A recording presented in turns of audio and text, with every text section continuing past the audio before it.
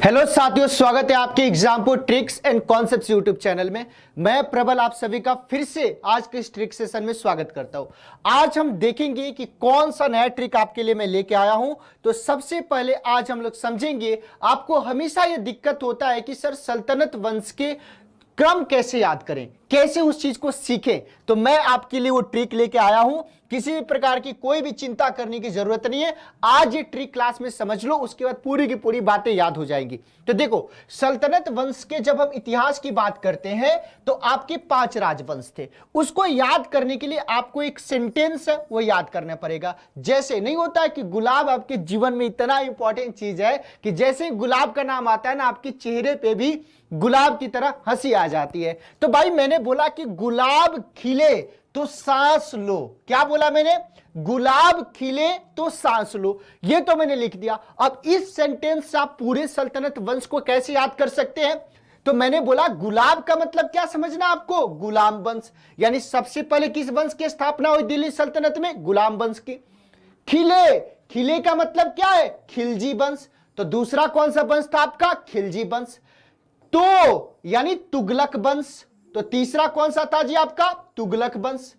चौथा सांस, सांस का मतलब क्या हो गया आपका? सैयद वंश। लो का मतलब क्या हो गया? लोदी वंश। तो आपको क्या करना था? एक सेंटेंस केवल याद करना था। वो सेंटेंस कौन सा था? गुलाब खिले तो सांस लो, जिसमें गुलाब का मतलब गुलाम वंश, खिले का मतलब खिलजी वंश, तो का मतलब तुगलक वंश, सांस का मतलब सैयद वंश, लो का मतलब लोदी वंश। तो आज के बाद से केवल और केवल एक सेंटेंस आपको याद रखना है। वो सेंटेंस कौन सा है जी? गुलाब खिले तो सांस लो। तो जैसे ही आपके दिमाग से चीजें उतरेगा कि दिल्ली सल्तनत का ऑर्डर क्या रहा है, कौन से वंश पहले था, उसके बाद कौन था, उसके बाद कौन सा था, तो केवल आप हमारा एक ट्रिक याद रखिएगा। वो ट्रिक क्या है? गुलाब खिले तो सांस लो। तो जिस तरीके से गुलाब खिलने से आपके जीवन में हंसी आ जाती है, खुशी आ जाती है, उसी प्रकार से ये गुलाब खिले तो सांस लो आएगा तो आपके पेपर में क्वेश्चन आराम से सही हो सकता है। अब मैं थोड़ा सा, ये तो ट्रिक मैंने बता दिया, अब थोड़ी इससे रिलेटेड और कुछ बातें मैं आपको यहां पे समझा देता हूं। सबसे पहला बात आपको क्या समझना है कि 1206 से लेके 1526 तक आपका किसका पीरियड रहा? दिल्ली सल्तनत का। दिल्ली सल्तनत में टोटल आपके 5 राजवंशों का इतिहास मिलता है। तो गुलाम वंश का जो आपका समय काल रहा 1206 से 90 तक, फिर 1290 से 1320 तक खिलजी वंश का, 1320 से लेकर 1398 तक तुगलक वंश का, 1398 से लेकर 1451 तक सैयद वंश का, और 1451 से लेकर 1526 तक लोदी वंश का। अब आपके दिमाग में क्या आता है? एक बात और मैं आपको याद करवा देना चाहता हूं यहां पे कि भाई गुलाम वंश के संस्थापक का नाम क्या था? तो याद रखिएगा, कुतुबुद्दीन ऐबक। क्या नाम था जी? तो गुलाम वंश के आपके शासक का नाम क्या था? प्रथम शासक यानी संस्थापक कुतुबुद्दीन ऐबक। खिलजी वंश के संस्थापक कौन थे? जलालुद्दीन खिलजी।